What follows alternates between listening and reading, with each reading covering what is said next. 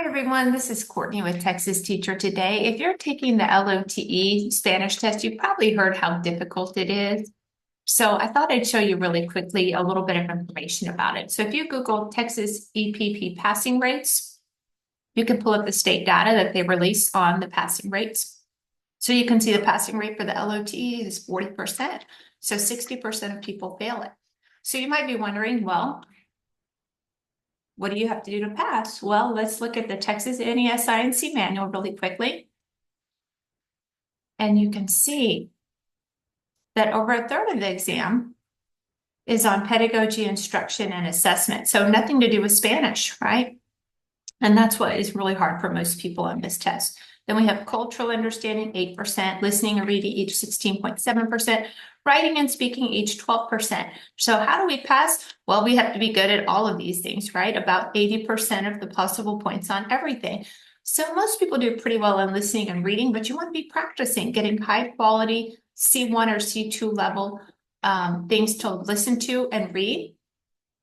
And then for writing and speaking, you need to be practicing and asking people for feedback. But let's look at how they grade. How do they grade you, right?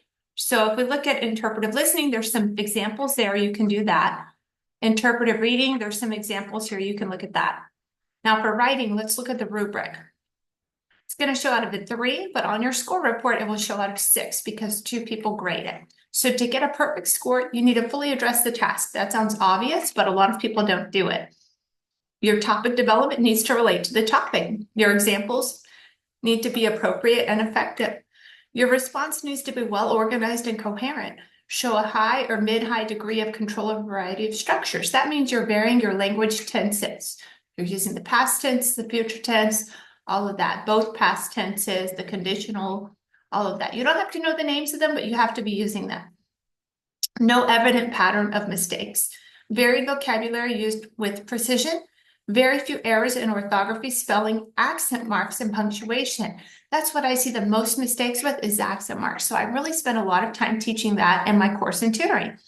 Register is appropriate. That means the level of Spanish that you use is appropriate. So a formal level of Spanish, if it's a formal task, or informal, so usted or tú, right?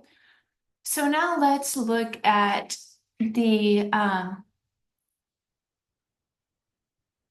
speaking now. So there's 3 speaking tasks that you have to do. And to get a perfect score on this, it'll also show 3, but 2 people scored and give you a 6. You have to fully address the task.